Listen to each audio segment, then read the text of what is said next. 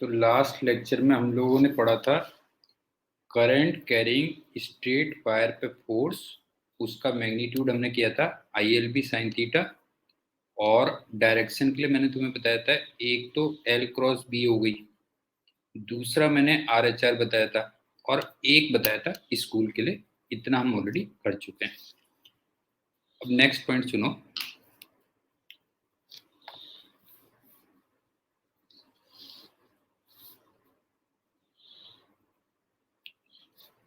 अगर wire straight ना हो,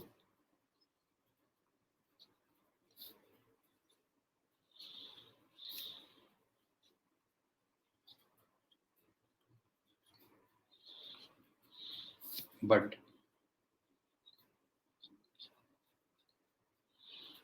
मैग्नेटिक फील्ड यूनिफॉर्म,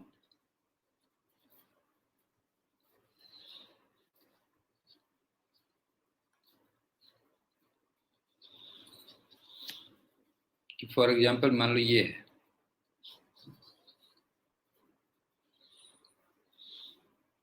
ये A है, ये C है, ये D है, और मैग्नेटिक फील्ड ये यूनिफॉर्म दिया हुआ है। बस केवल मैंने तुम्हें बताया था ना, केवल कई बार एक क्रॉस भी दिखा देंगे तुम्हें।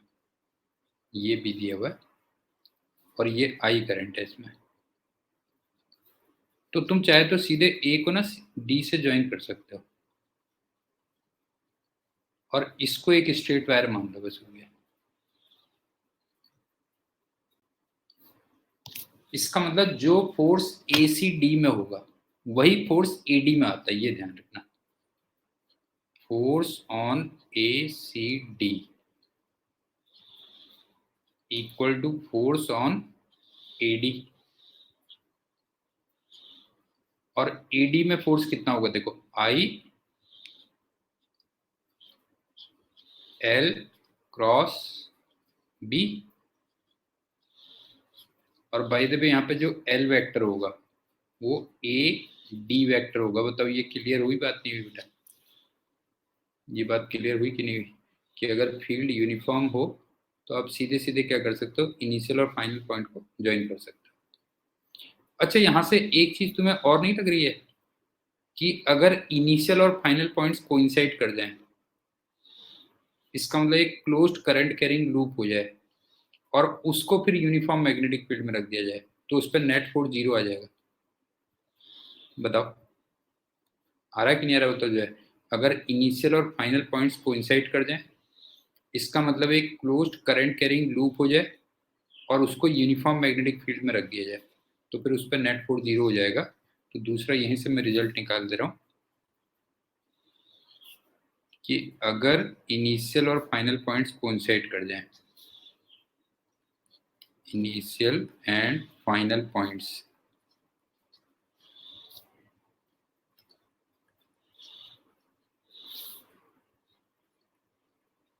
कोइंसाइड्स,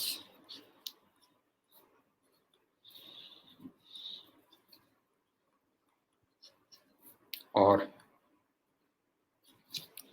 एक क्लोज्ड करंट कैरिंग लूप हो,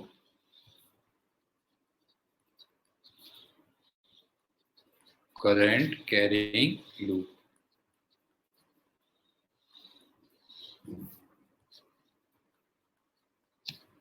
और यूनिफॉर्म फील्ड हो,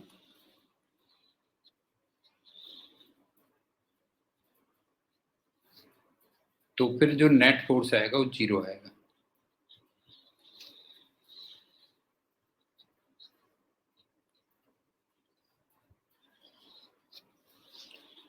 अच्छा एक बात बताओ, मैंने तुम्हें फर्स्ट या सेकंड लेक्चर में एक चीज तुम्हें बताई थी, आई थिंक मेरे ख्याल से बताया था, नहीं तो आगे आएगा, कि जो क्लोज्ड करंट कैरिंग लूप होता है उसको हम कई बार मैग्नेटिक डाइपोल भी कहते हैं। ये बताया था फर्स्ट या सेकंड लेक्चर में? ये तो इसको मैंने बताया था कि नहीं बताया था? तो क्लोज्ड करंट कैरिंग लूप, इसको हम आगे चल के ना मैग्नेटिक डाइपोल भी कहेंगे, मैग्नेटिक डाइपोल भी कहेंगे।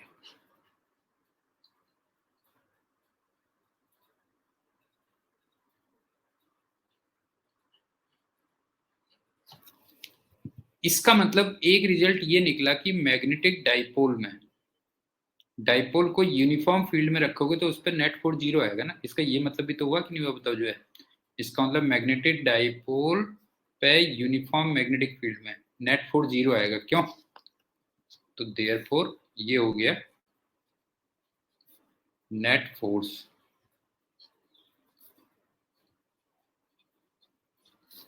On magnetic dipole.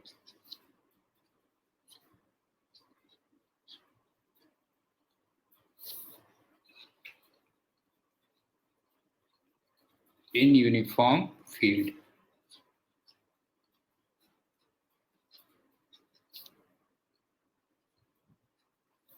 ये 0 हो गया। अच्छा, इलेक्ट्रोस्टैटिक्स याद करो बेटा जो है। इलेक्ट्रिक डाइपोल को यूनिफॉर्म इलेक्ट्रिक फील्ड में जब रखते थे तो उस पर नेट फोर्स 0 आता था कि नहीं आता था? याद करो। नहीं है? ये बिल्कुल वैसी है जैसे इलेक्ट्रिक डाइपोल पे net force in electric dipole. Net force in electric dipole. Electric dipole in uniform E. ये 0 होता था इसमें। अब इसको थोड़ा प्रूव कर लेते हैं कि कर्व्ड वायर में हमने क्यों इनिशियल और फाइनल पॉइंट को ज्वाइन करके फोर्स निकाला था।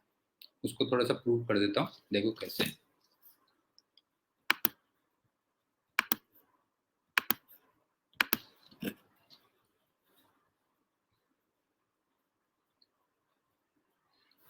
जैसे सपोज करो ये था, ठीक है, ये ए सी डी था और फील्ड यूनिफॉर्म था। अब मान लो मैं इसमें एक छोटा सा पोर्शन लू, ये वाला DL1, फिर एक छोटा सा दूसरा पोर्शन लू DL2 एंड सो ऑन, ठीक है।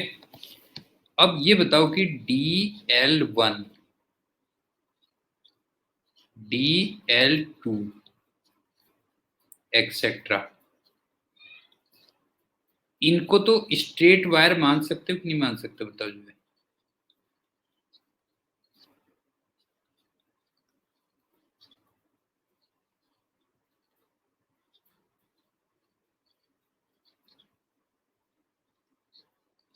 इतना तो कंफर्म हो गया ना, इनको स्ट्रेट वायर एज्यूम कर सकते हो। और मैंने जो फॉर्मूला दिया था वो स्ट्रेट वायर के लिए था, क्यों? फॉर्मूला जो था वो स्ट्रेट वायर के लिए था। फॉर्मूला था for straight wire, for straight wire. इसका मतलब फॉर्मूला लगा सकते हो, क्यों नहीं है? इसका मतलब छोटे छोटे उसमें लगा सकते हो, therefore formula can be used, क्यों? मेरे ख्याल से समझ में आ गई होगी बात।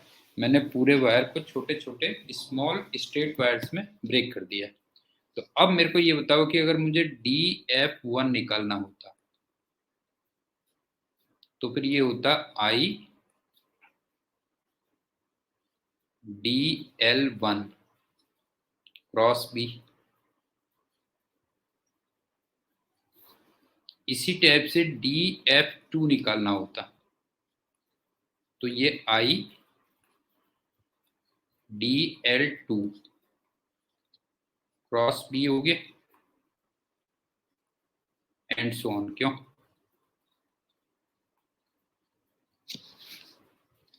अब सबको ऐड कर दो।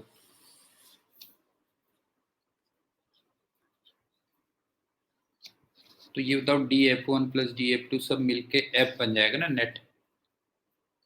ये बताओ सब मिलके F बन जाएगा नेट। और वो कितना हो जाएगा?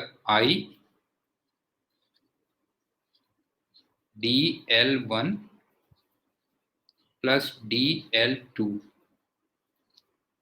Plus and so on cross B. बताओ ये मैथ समझ में आई या नहीं आई? ये बताओ ये मैथ समझ में आई बेटा? ये आ गई। अब जरा वेक्टर वाले दिन याद करो।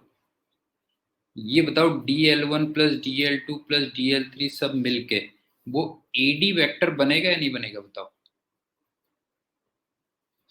Polygon law of vector addition याद करो। dl1 प्लस dl2 सब मिलके क्या बन जाएगा? AD वेक्टर बन जाएगा।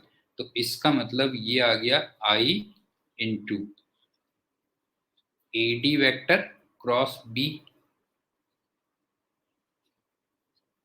तो एक तरीके से ये फोर्स ऑन AD आ गया या नहीं आ गया? बताओ। ये बताओ ये फोर्स ऑन AD आ गया कि नहीं आ गया बेटा? बताओ जो ये हो गया। तो मेरे ख्याल से समझ में आ गया होगा। अब चलते हैं fourth point.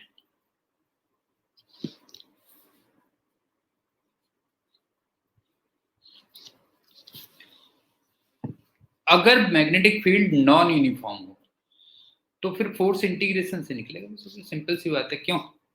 If B is non uniform,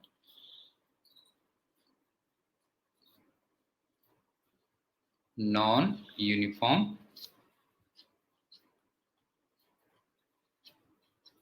then force किससे निकलेगा? इंटीग्रेशन से निकलेगा।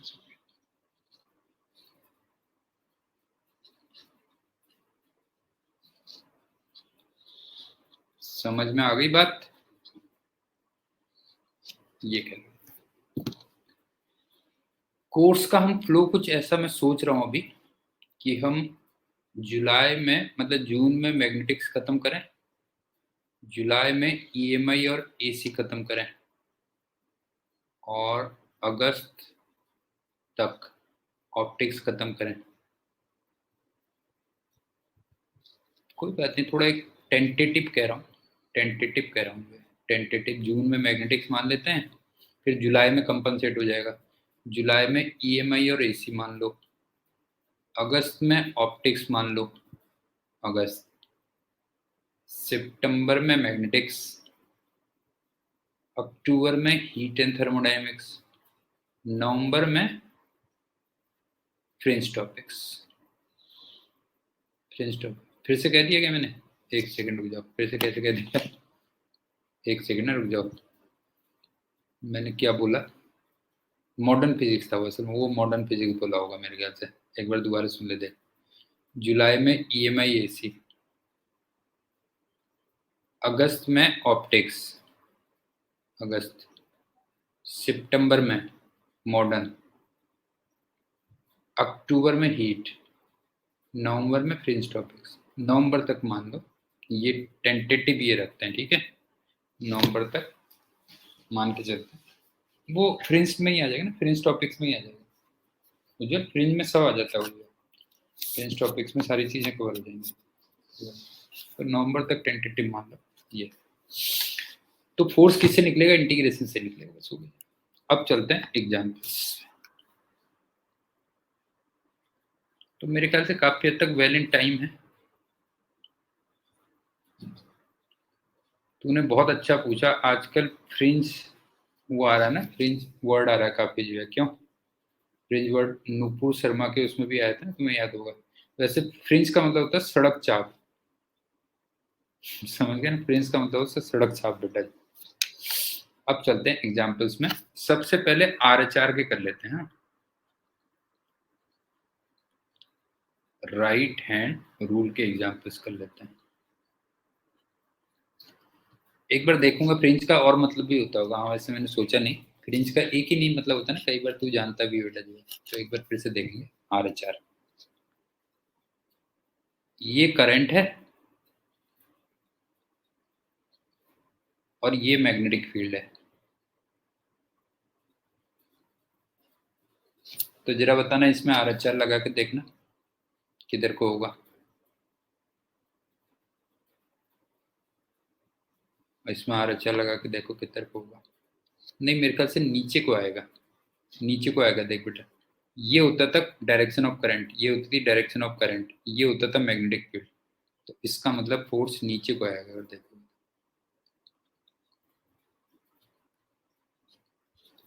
अच्छा चलो इसको ऐसे करते हैं, F equal to I L cross B. वैसे ये भी ठीक रहता है ना, इसमें भी गलती नहीं होती है, क्यों? ये भी ठीक होता है। अब ये होता है बी यहाँ पे दे रखा है आई कैप डायरेक्शन में, क्यों? और एल जो होता है वो आई की डायरेक्शन में होता है, और आई यहाँ पे माइनस के कैप दे रखा है, क्यों? देखो जरा, आई यहाँ पे माइनस के कैप है ना, क्रॉस डायरेक्शन में। तो एफ जो आ गया वो माइनस जे कैप में आ गया, क्यों? माइनस जे कैप, तो माइनस जे कैप नीचे को ही आ गया, बस हो गया जो है। ये हो गया क्या? ये तो एग्जाम्पल बना गया। बता देना हाँ, कहीं पे अगर प्रॉब्लम हो तो। सेकेंड एग्जाम्पल,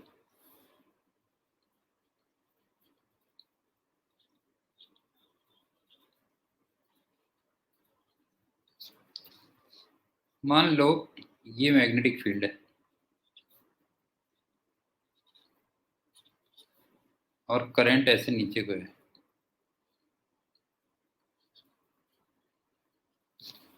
अब जरा फोर्स बताना। अच्छा इसमें एक चीज का ध्यान रखना कि इसमें ना ये लगेगा फिर I L B sine 90 degree, ये आएगा, ध्यान रखना। इसकी वैल्यू जो आएगी वो आएगी, नहीं है, मैग्नीट्यूड जो आएगा एफ इक्वल टू ये होगा I L B sine 90 degree, क्यों? अब इस पे जरा देखो बेटा जो है क्या है, अभी देखते हैं। देखो, अगर तुम्हारा हाथ मोड़ आओ ना, तो तुम दोनों चीज को उल्टा करके देख लो एक बार, उससे भी हो जाता है। जैसे मैं करंट को उल्टा कर दूं और मैग्नेटिक फील्ड को क्रॉस में कर दूं तो थोड़ा इजी हो जाएगा। पॉइंट समझ में आ रहा क्या कह रहा हूं मैं? मैंने करंट को भी उल्टा कर दिया और मैग्नेटिक फील्ड को भी अंदर को कर दिया, तो वो एक तरीके से बराबर रही ना बात जो है, तो वो थोड़ा इजी हो गया। मतलब ये काफी हद तक ये इसी टाइप से हो गया ना। दिस इज इक्वलेंट टू कि मैग्नेटिक फील्ड क्रॉस में ले लो और करंट ऊपर को ले लो, क्यों? एक ही तो बात है कि नहीं, ये बताओ। ये हो गया। अब ये थोड़ा इजी हो गया ना, इसमें राइट हैंड रूल लगाना थोड़ा सा इजी हो गया। तो देखो फोर्स इधर को आ रहा होगा, उज्जवल देख जरा,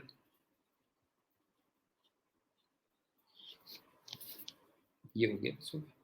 समझ गया ना? अगर तुम्हारा हाथ मुड़ रहा हो तो तुम एक काम भी कर सकते हो कि दोनों को उल्टा करके देख लो, तो वहीं पर रहोगे आप अल्टीमेटली। तो और अगर इसको मैं ऐसे देता, मेरा हाथ मोड़ रहा था उसमें थोड़ा सा ना, हाथ मेरा मुड़ रहा था उसको लगाने में, उसमें हाथ मोड़ रहा था। पता लगा कल को तुम जो है प्लास्टर लेके आ गए, है ना, कि सर ने अच्छा राइट हैंड रूल बताया जो है, तुम्हारे पिताजी मेरे से लड़ने आ गए कि तो ये तो हाथ मोड़ दिया तुमने, जो है क्या राइट हैंड रूल बताया जो है। तो इसलिए कह रहा हूँ कि अगर हाथ मोड़ा है तो उसको दोनों को उल्टा कर दो, बस हो गया। ये कह रहे हैं।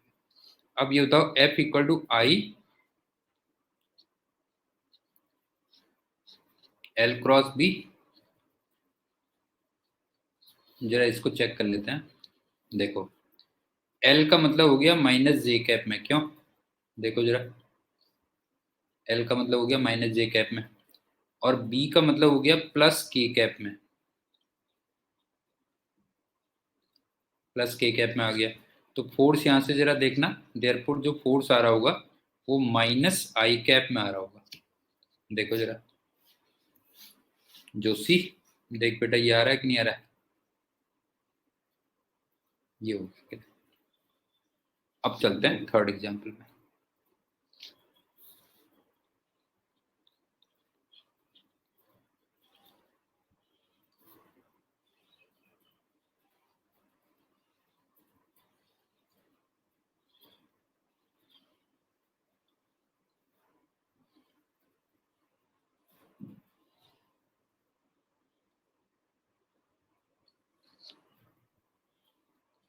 ये एक्स एक्सिस है, ये वाई एक्सिस है, और ये जेड एक्सिस है। अब और ये जो क्यूब की साइड है,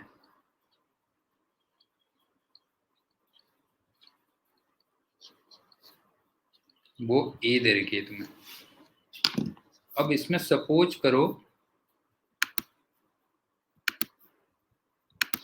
एक वायर तो ऐसे दे रखा है तुम्हें,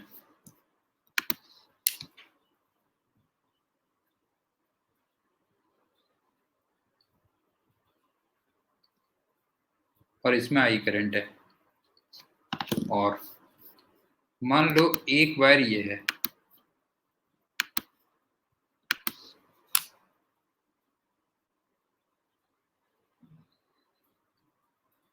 इसमें भी आई करंट है, और मैग्नेटिक फील्ड की value B naught I cap plus B naught J cap plus B naught K cap, ये दे रखी है। तो तुम्हें फोर्स ऑन बोथ वायर्स निकालना है।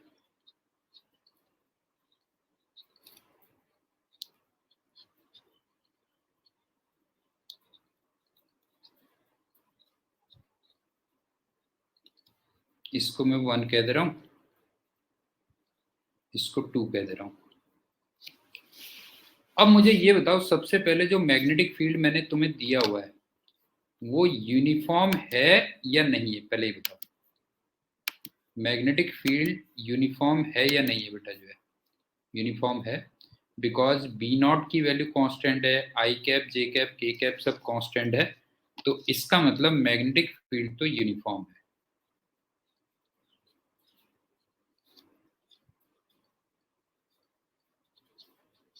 और वायर्स भी स्ट्रेट हैं,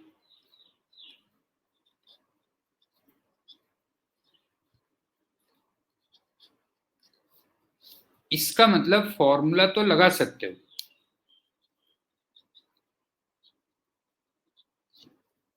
कोई प्रॉब्लम नहीं है, लेकिन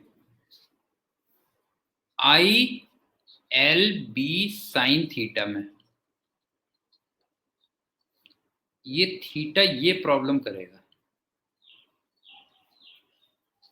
इसी टाइप से आर एच आर लगाते समय भी पक्का तुम्हारे हाथ में प्लास्टर लग जाएगा बेटा। जी बताओ क्लियर है कि नहीं है?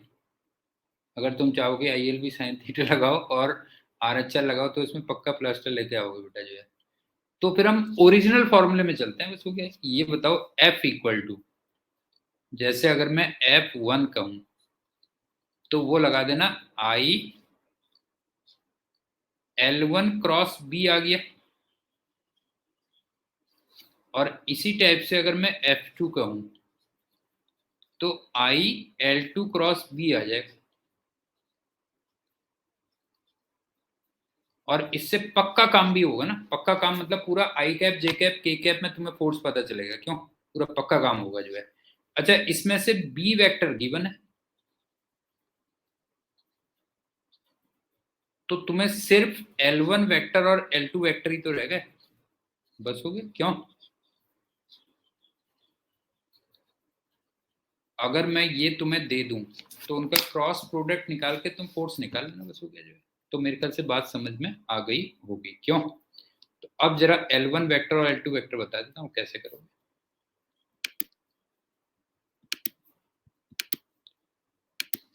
अब ये बताओ, polygon law of vector addition याद करो। ये L1 वेक्टर है, तो ये वेक्टर प्लस इस वेक्टर के है, बस हो गया। क्यों? और जरा देखना, ये वेक्टर ए जे कैप है और ये माइनस ए आई कैप है, तो जरा देखना L1 वेक्टर वो ए जे कैप माइनस ए आई कैप, ये समझ में आया या नहीं आया बेटा? बताओ बताओ, ये समझ में आई बात नहीं आई बेटा? बताओ जो है ये L1 वेक्टर बन गया।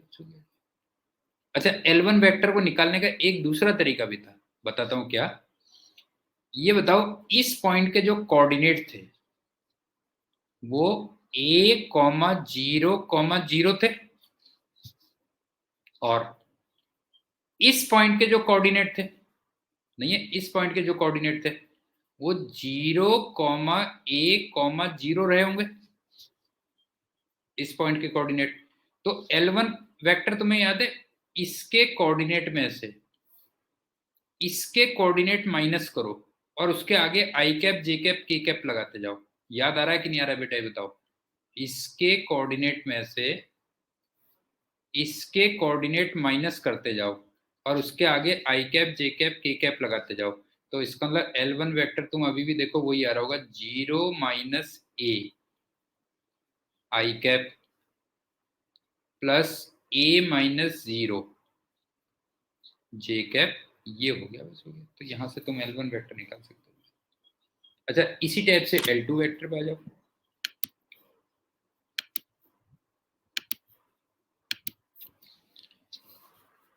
ये L2 वेक्टर है। अब polygon law of vector addition अगर मैं लगाऊं, बिल्कुल ही उल्टा कर देता हूं चलो, ताकि तुम्हें कंफ्यूजन ना हो। ये प्लस ये आ गया, क्यों? Polygon law of vector addition ये लगा सकता हूं। अब देखो ये कितना है, ये है ए के कैप, ये वेक्टर कितना है माइनस ए आई कैप, और ये वेक्टर कितना है ए जे कैप। इसका मतलब L2 वेक्टर कितना हो जाएगा, L2 वेक्टर हो जाएगा माइनस ए आई कैप प्लस ए जे कैप प्लस ए के कैप। बताओ कोई प्रॉब्लम इसमें? बताओ बेटा, कोई प्रॉब्लम तो नहीं है? ये हो गया। अच्छा, वैसे दूसरा तरीका फिर वो भी था। इसके कोऑर्डिनेट तुम्हें पता है, और जरा देखना इसके कोऑर्डिनेट क्या है, जरा देखो। इसके कोऑर्डिनेट है मेरे ख्याल से 0 कॉमा ए कॉमा ए। इस पॉइंट के कोऑर्डिनेट ये है ना, 0 कॉमा ए। अब तुम क्या करो, इसके कोऑर्डिनेट में से इसके कोऑर्डिनेट माइनस करो और उसके आगे आई कैप जे कैप और के कैप लगा दो। मेरे ख्याल से ये पॉइंट भी क्लियर होगा ना। अब चलते हैं एग्जाम्पल 4।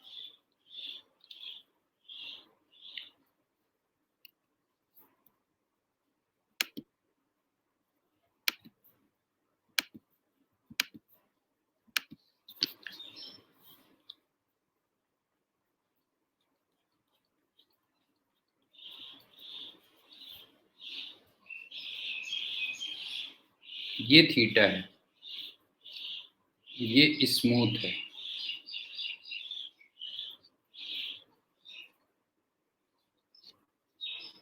और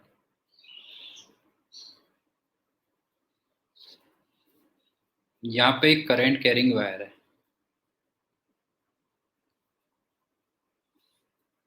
इसका मास है m, लेंथ है l, और इस पे जो करंट है वो I है।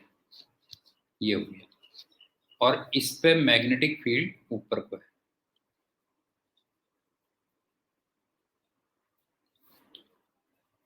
तो इसका पोस्टमार्टम करना है बेटा।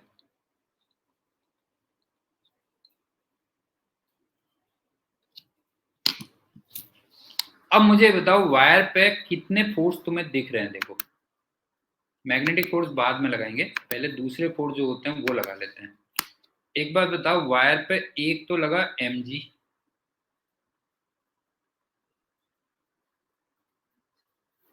एक लगा नॉर्मल रिएक्शन, और एक मैग्नेटिक फोर्स भी आएगा। क्यों? एक मैग्नेटिक फोर्स भी आएगा। जरा बताओ मैग्नेटिक फोर्स किधर को आएगा, जरा RHR लगा के देखो। RHR लगा के देखो मैग्नेटिक फोर्स किधर को आएगा। RHR लगा के देखो, हाँ, मैग्नेटिक फोर्स इधर को आ जाएगा। बस हो गया।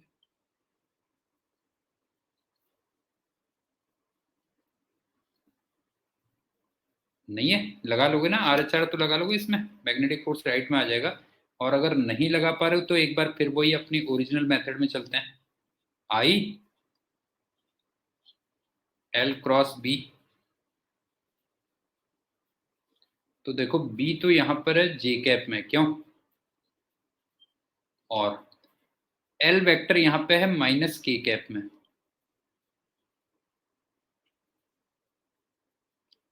तो इसलिए जो फोर्स वेक्टर आ रहा है, क्यों फोर्स वेक्टर आ रहा है, वो आई कैप में आ रहा होगा।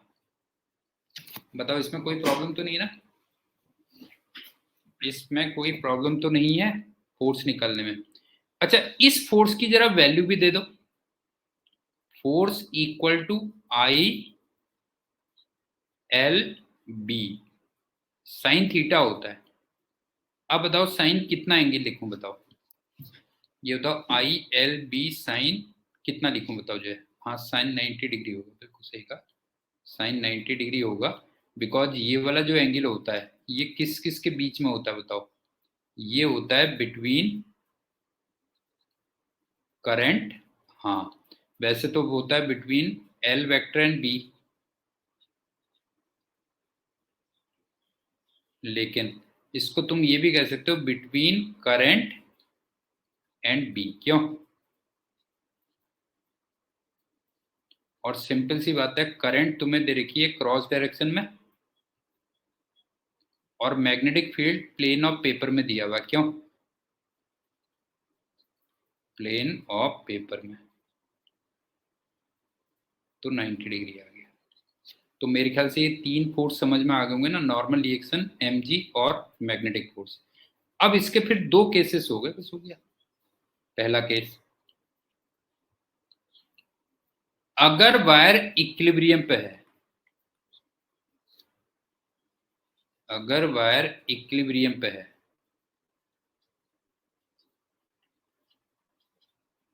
तो फिर लामी लगा दो। याद आ गया?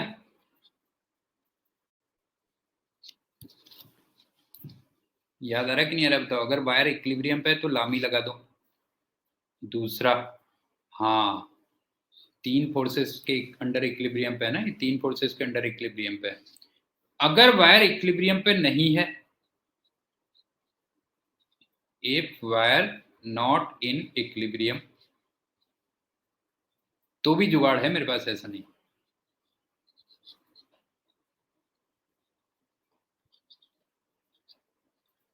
तब क्या जुगाड़ है देखो, तब जुगाड़ ये है कि इसको मैं एक्स एक्सिस ले लेता हूं, इसको वाई एक्सिस ले लेता हूं। तो नॉर्मली क्या होता है कि प्लेन के परपेंडिकुलर मोशन नहीं होता है, क्यों? प्लेन के परपेंडिकुलर मोशन नहीं होता है, तो इसका मतलब समेशन एफ वाई वो तो जीरो होगा। समझ में आ रहा है बेटा? समेशन एफ वाई तो जीरो होगा, और समेशन एफ एक्स जो आएगा वो एम इंटू ए एक्स होगा, क्यों? समेशन एफ एक्स वो होगा एम टाइम्स ए एक्स, इसका मतलब एक्स डायरेक्शन में जो एक्सीलरेशन आएगा वो summation F X upon M आ जाएगा। अब बताओ, कोई डाउट है तो बताओ, बोला बताओ बेटा, कोई डाउट है तो बोलो।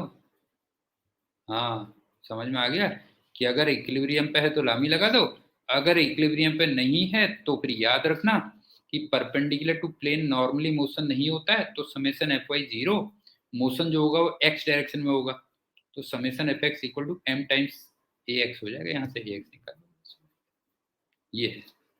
अब चलते हैं अगला क्वेश्चन, एग्जाम्पल 5। सोहम मजा आ रहा है कि नहीं आ रहा है, ये बता बेटा, मजा आ रहा है नहीं आ रहा है? बस ऐसे ही मजे कर बस, और ज्यादा क्या करना है तेरे को भी। मेरे को तो बहुत मजा आ रहा है। अब चलते हैं एग्जाम्पल 5। वो सुनो क्या है।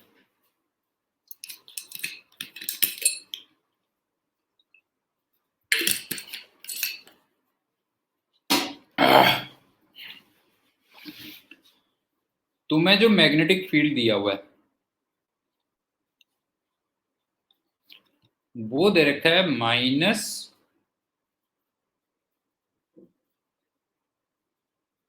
मुझे तो यार पढ़ने पढ़ाने में मजा नहीं आता, सही बताऊं, माइनस बी नॉट एक्स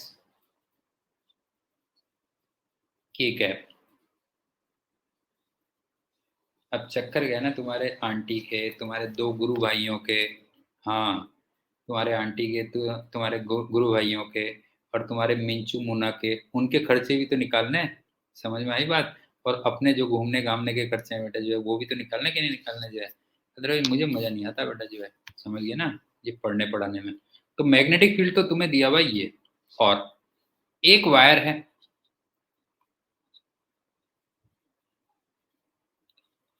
वो L लेंथ का है और अलोंग एक्स एक्सिस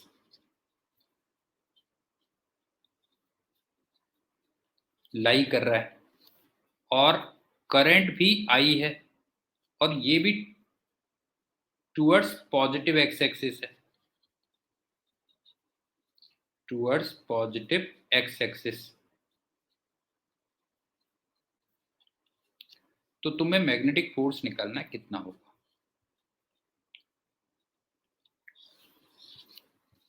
लेकिन एक काम करते हैं, सबसे पहले मैग्नेटिक फील्ड का पोस्टमार्टम कर लेते हैं।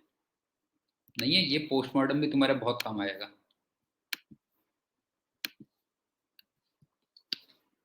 तो बी का पोस्टमार्टम कर लेते हैं। देखो,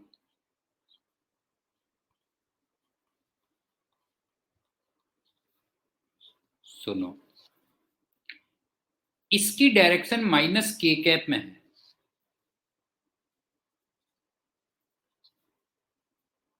डायरेक्शन माइनस के कैप में है,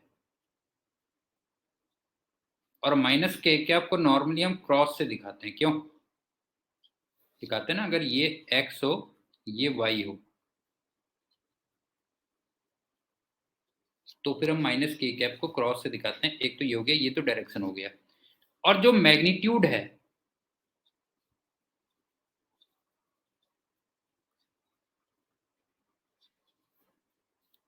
वो बी नॉट एक्स है, इसका मतलब फंक्शन ऑफ एक्स है, इसका मतलब कांस्टेंट नहीं है। बताओ ये बात समझ में आई या नहीं आई। समझ में आ गई बेटा। जो है बी का मैंने पोस्टमार्टम कर दिया कि डायरेक्शन तो माइनस के कैप है और मैग्नीट्यूड ये है कह लो। तो इसका मतलब मैग्नीट्यूड एक तरीके से प्रोपोर्शनल टू एक्स है। हाँ, ध्यान रखना बेटा। जो है अगर तुम देखोगे तो मैग्नीट्यूड प्रोपोर्शनल टू एक्स है। इसका मतलब जो मैग्नेटिक फोर्स निकलेगा वो इंटीग्रेशन से निकलेगा। क्यों, बाई इंटीग्रेशन। इतना तो कंफर्म हो गया। अब एक काम करते हैं, जरा फिगर बनाते हैं तो और मजा आएगा। तुम भी कहोगे कि कैसा टीचर मिल गया। जो है ये भी तो बहुत जरूरी है कि तुम्हें ऐसा फील होना चाहिए कि टीचर कैसा मिल गया। जो है ये एक्स है, ये वाई है। अब ये बता कि इसमें ये एक वायर है।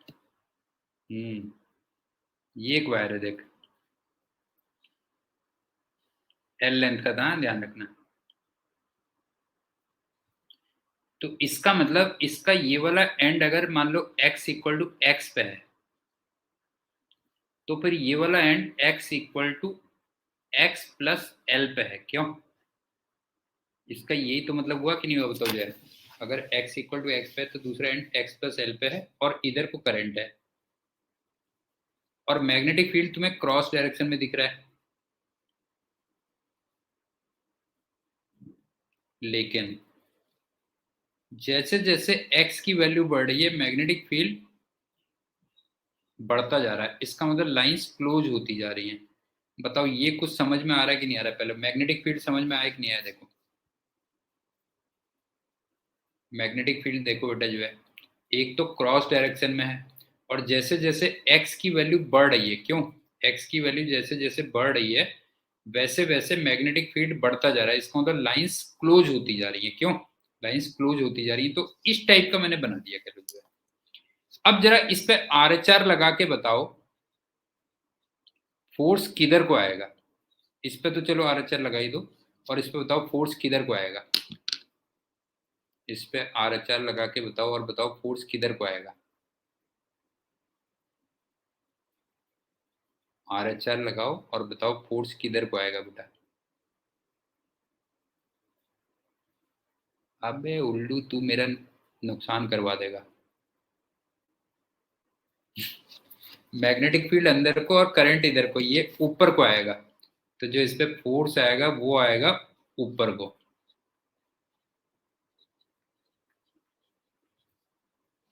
और वैसे चल ऐसे कर ले, चल आई एल क्रॉस बी कर ले, तू बी क्या याद रखेगा, बी तो आ गया माइनस के कैप में, और एल वेक्टर तेरे को दिख रहा होगा आई कैप में, क्यों एल वेक्टर दिख रहा होगा आई कैप में, तो यहां से भी अगर तू देखेगा, अच्छा तो यहां से भी जो फोर्स देखेगा तो वो देखेगा तो जे कैप में आएगा, हो गया क्यों, ये हो गया, ये तो क्लियर हो गया। लेकिन इंटीग्रेशन से निकलेगा, इतना तो कंफर्म है कि इंटीग्रेशन से निकलेगा। अब इंटीग्रेशन से कैसे निकालेंगे, देखो तुम एक्स कोऑर्डिनेट पे जाओ और एक डीएक्स की स्ट्रिप ले लो,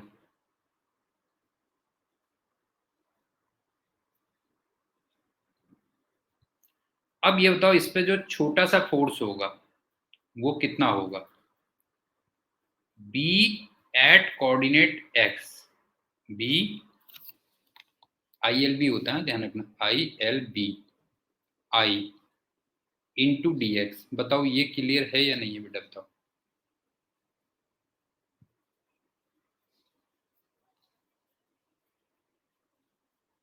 चलो इसमें साइन 90 भी रख लेते हैं, तुम भी क्या याद रखोगे, साइन 90 और रख लेते हैं, क्यों, समझ में आ रहा है ना, आई एल भी साइन 90 की है। और ये बताओ बी एट कोऑर्डिनेट एक्स कितना है, जरा बताओ, नहीं बी एट कोऑर्डिनेट एक्स कितना है, बी नॉट एक्स है, तो इसका मतलब ये कितना हो गया, ये हो गया I B not X into D X. मेरे ख्याल से ये पॉइंट भी समझ में आ गया होगा, ठीक है, ये पॉइंट भी समझ में आ गया होगा। तो टोटल फोर्स अगर तुम्हें निकालना है तो टोटल फोर्स कितना हो जाएगा, देखो इसका मतलब टोटल फोर्स हो जाएगा integration I B not X into D X, और एक्स की लिमिट्स क्या हो गई, एक्स इक्वल टू एक्स से X equal to L plus X तक, क्यों,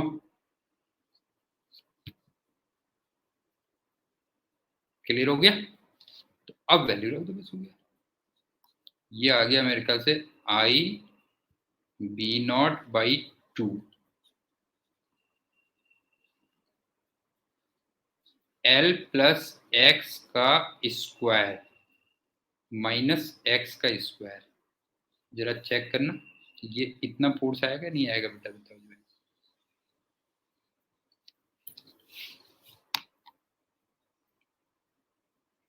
लेकिन यहाँ पे एक छोटा सा नोट पॉइंट है, वो देखो तुम भी क्या याद रखोगे, किस टीचर के हम पढ़ गए चक्कर में बेटा जो है, समझ गए, हाँ यहाँ पे जो फोर्स आ रहा है ये भी एक्स का फंक्शन आ रहा है, समझ गए ना, यहाँ पे जो हमारा फोर्स निकला है वो भी क्या आ रहा है बताओ, एक्स का फंक्शन आ रहा है, और एक्स के फंक्शन आने का मतलब ये है कि ये वाला एंड कहां पे है उस पर डिपेंड करेगा बेटा जो है, ये बताओ ये समझ में आया कि नहीं आया, यहाँ पे जो फोर्स आ रहा है वो एक्स का फंक्शन आ रहा है, इसका मतलब ये फोर्स इस पे डिपेंड करेगा कि एंड ए कहां पर है, क्यों, समझ में आया, इसका मतलब देयरफॉर फोर्स डिपेंड्स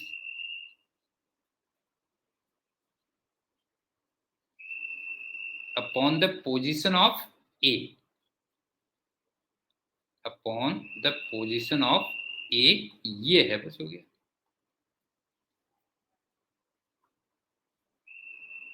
ये कह लो जो है कि फॉर एग्जाम्पल अगर ए पॉइंट मान लो ओरिजिन पे होता, ये बताओ अगर तुम्हें क्वेश्चन में दिया होता let A is at origin,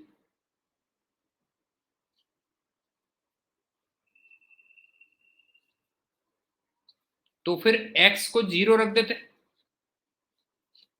नहीं अगर ए पॉइंट ओरिजिन पे होता तो एक्स को 0 रख देते, तो उस केस में फोर्स कितना आता बताओ जो है, फोर्स की वैल्यू आती I B naught L square by 2, ये कह लो।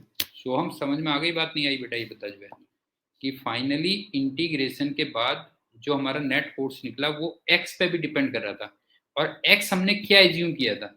एक्स हमने ये एज्यूम किया था कि ए पॉइंट को कहाँ पे रखा हुआ है, क्यों? उसको हमने एक्स एज्यूम किया था, तो उस पर भी डिपेंड कर रहा है। तो अगर ओरिजिन पे होगा तो उसको एक्स पे। ये एक और एग्जांपल देख लो।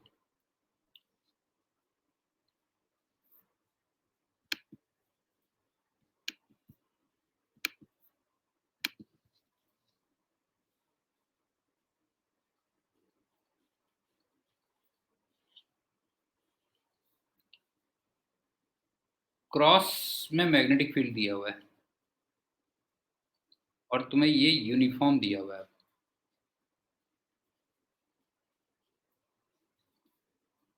और एक इस टाइप का सर्कुलर लूप दे रखा है।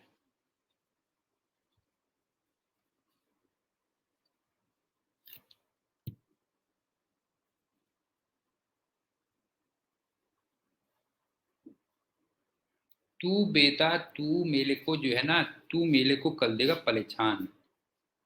अबे उल्लू गधा, तू एक बात बता, जब मैंने ये तेरे को दिया था तो इसका मतलब जो बी नॉट एक्स है ये टेस्ला है, बता क्लियर है कि नहीं है? बी नॉट एक्स ये टेस्ला है।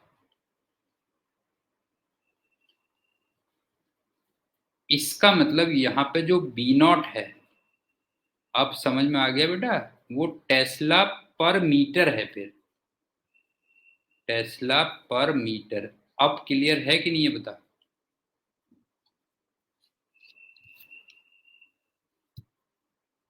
सोहम समझ में आ गया इसने क्या क्वेश्चन पूछा था बेटा, जो है ये बता। इसने क्या क्वेश्चन पूछा था और मैंने क्या जवाब दिया? हाँ, घर तक छोड़ने की आदत है बेटा, जो है कि यहाँ पे जो बी नॉट एक्स है वो टेस्ला था, तो इसका मतलब बी नॉट टेस्ला पर मीटर होगा बेटा, ये ध्यान रखना। अब सुनो, अब ये बी तुम्हें यूनिफॉर्म दिया हुआ है और ये एक सर्कुलर वायर है, और इसमें हर उसमें करंट आई है,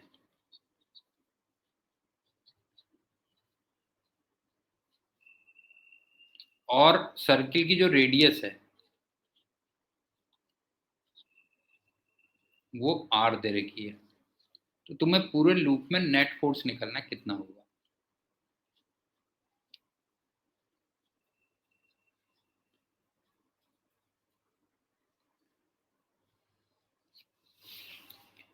तुम्हें याद है मैंने तुमसे कहा था कर्व्ड वायर को भी स्ट्रेट वायर बना देना?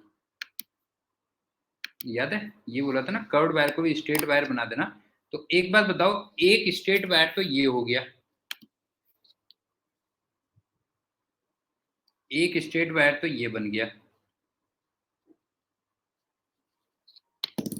और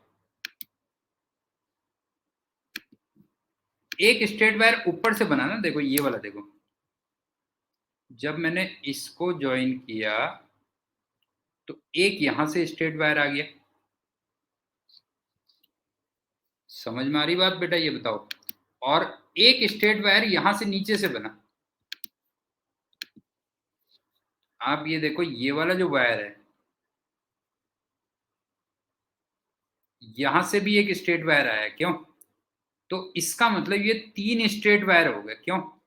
ये बताओ, ये तीन स्ट्रेट वायर हो गए, तो ये हो जाएगा 3 times I L B sine 90 degree. बताओ इसमें कोई कंफ्यूजन है? ये बताओ इसमें कोई कंफ्यूजन है बेटा, ये बताओ जो है 3 times I L B sine 90 degree ये हो जाएगा। अब यहाँ पे जो लेंथ होगी वो डायमीटर हो गई, और डायमीटर का मतलब 2r होगा। ठीक है। और जरा एक बात और कर दो इसमें, आर एच आर लगा के फोर्स की डायरेक्शन बता दो क्या होती है। आर एच आर लगाओ और फोर्स की डायरेक्शन बताओ किधर को आ जाएगी बेटा जो है। आर एच आर लगाओ और बताओ फोर्स की डायरेक्शन किधर को आएगी? ऊपर को आ जाएगी, बस हो गया।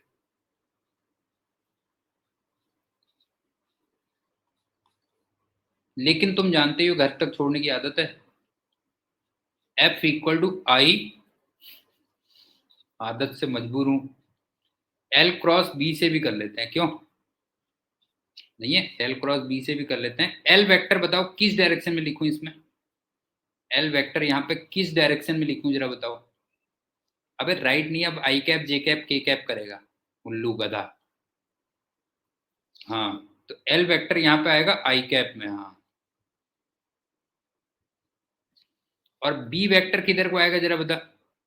B वेक्टर किधर को आएगा बताओ। B वेक्टर माइनस के कैप में।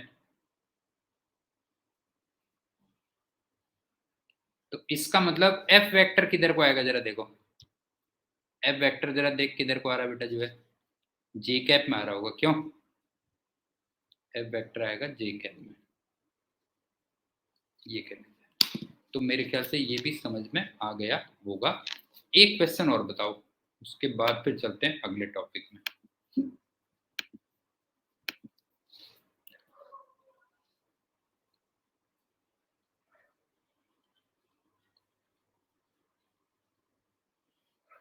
अगर मान लो वही लूप होता,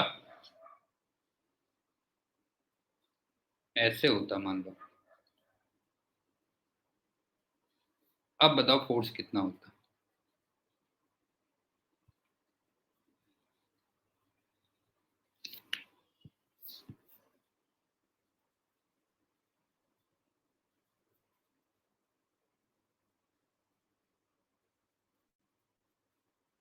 हाँ, देखो सही बात है। अब तुम देखो ना, ये क्लोज लूप बन गया। अगर तुम देखोगे, अभी कुछ देर पहले मैंने बताया था तुम्हें ना, तुम ये देखो, ये एक पूरा क्लोज लूप बन गया। ये गया और फिर ये आया। ये बताओ, ये क्लोज लूप बन गया, क्लोज्ड लूप। और इसको मैंने तुमसे कहा मैग्नेटिक डाइपोल भी कहेंगे।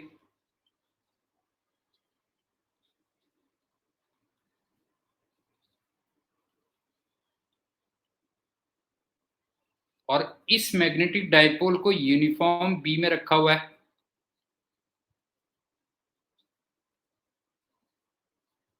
इसका मतलब इस पे तो फोर्स हो गया जीरो, क्यों नहीं है? इस पे तो रह गया फोर्स जीरो। बस केवल अब एक वायर रह गया, बस हो गया। जैसे वहां पे 3 वायर का आ रहा था, यहाँ पे सिर्फ एक वायर का आएगा, बस हो गया। तो मेरे ख्याल से समझ में आ गया होगा। इसमें सिर्फ ये वाले वायर का आएगा, ये जो व्हाइट दिखा रहा हूं इसका आएगा।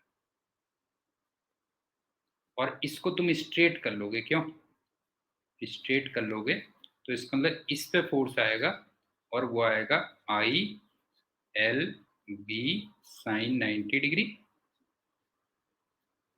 और यहाँ पे एल की वैल्यू 2r के इक्वल।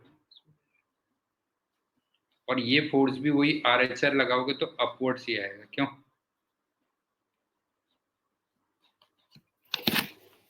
तो मेरे ख्याल से समझ में आ गया होगा कि क्या करना है मैंने। अब चलते हैं नेक्स्ट टॉपिक में, मैग्नेटिक डाइपोल।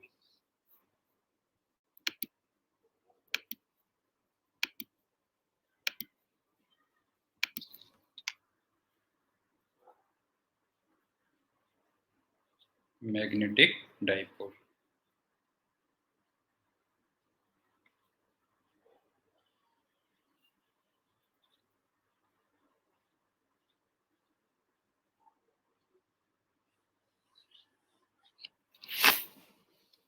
सबसे पहली बात, ये मैं काफी कह चुका हूं कि कोई भी करंट कैरिंग लूप वो मैग्नेटिक डाइपोल कहलाता है। एवरी करंट कैरिंग लूप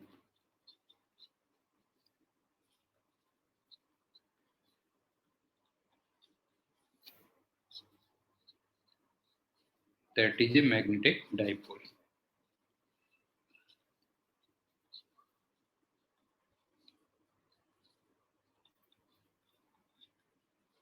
अब मैं कुछ फिगर्स ड्रॉ कर रहा हूं, उससे तुम्हें समझ में आएगा कौन मैग्नेटिक डाइपोल है या कौन नहीं है।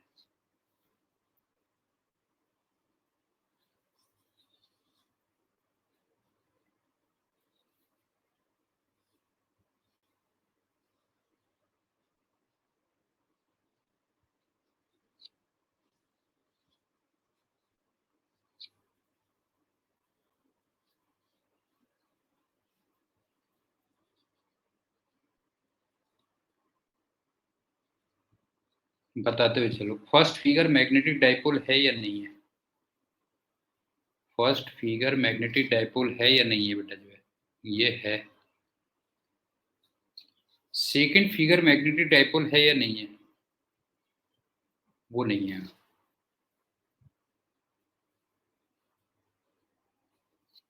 क्योंकि करंट कैरिंग लूप का मतलब यह है कि करंट जहां से चले वहीं पहुंच जाए। पॉइंट समझ में आ रहा है? करंट कैरिंग लूप का मतलब क्या है? करंट जहां से चले फिर वहीं पहुंच जाए, वो नहीं है। तीसरी फिगर बताओ है या नहीं है? तीसरा एक मैग्नेटिक डाइपोल है या नहीं है बेटा जो है? ये है।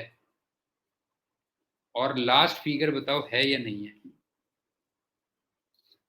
नहीं है। तो मेरे ख्याल से ये समझ में आ गया होगा कि ऐसे नहीं तुमने एकदम से लूप देखा, एकदम खुश हो गए, समझ गए ना, बिल्कुल तुम्हें एक्साइटेड हो गए, अरे ये तो जो है मैग्नेटिक डाइपोल हो गया, मैग्नेटिक डाइपोल हो गया। तुम पूरी लुटिया डुबा दोगे मेरी बेटा जो है। तो केवल लूप देख के नहीं काम चलना है, उसमें करंट भी देखनी है जो है। समझ गए ना? हाँ, उसमें करंट भी देखनी है कि करंट जहां से चली अल्टीमेटली फिर वहीं पहुंच जाए, तब एक्साइटेड होना जो है, ये ध्यान रखना जो है। अब चलते हैं तीसरी बात। अब हर डाइपोल का, एवरी डाइपोल या करंट कैरिंग लूप, आगे से ये कर दूंगा, है बहुत लंबा चौड़ा लिखना पड़ता है। हर डाइपोल का या करंट कैरिंग लूप का एक मैग्नेटिक डाइपोल मोमेंट भी होगा ना।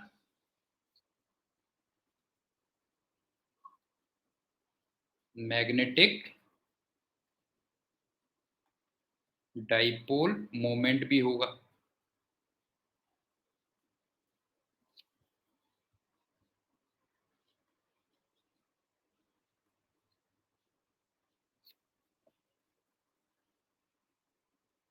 हाँ, ठीक। जैसे तुम्हें वहां पे याद होगा, हाँ वहां पे नहीं होता था इलेक्ट्रिक डाइपोल का एक इलेक्ट्रिक डाइपोल मोमेंट होता था। इसी डाइपोल का क्या होगा, एक मैग्नेटिक डाइपोल मोमेंट होगा, जिसको हम यहाँ पे ना एम वेक्टर से डिनोट करेंगे। ये ध्यान रखना।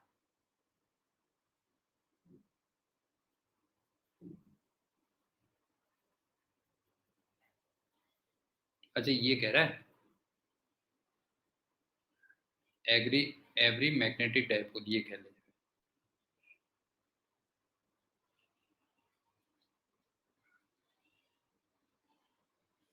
ठीक, हर मैग्नेटिक डाइपोल का या करंट कैरिंग लूप का एक magnetic dipole moment M vector होगा। अब चलते हैं फोर्थ पॉइंट।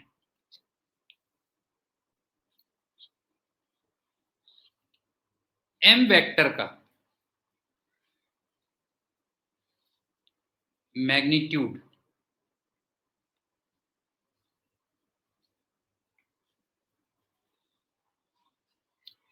ये तो होता है N I A.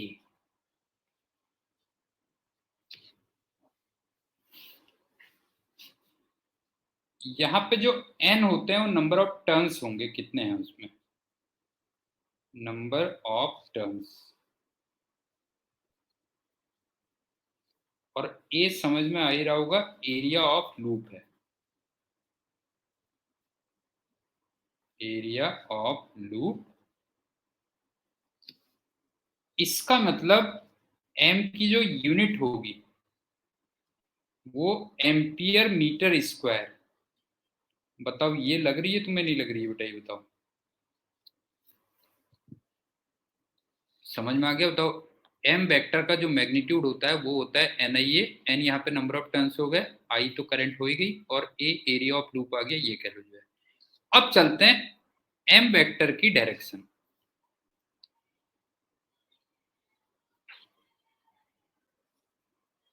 Direction of M vector.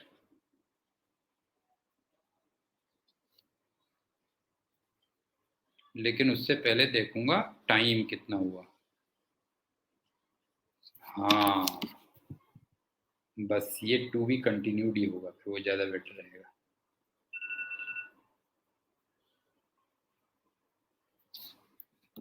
इसको डाल दिया टू बी कंटिन्यूड की कैटेगरी में। चलो, bye, thank you and good day. Okay बेटा।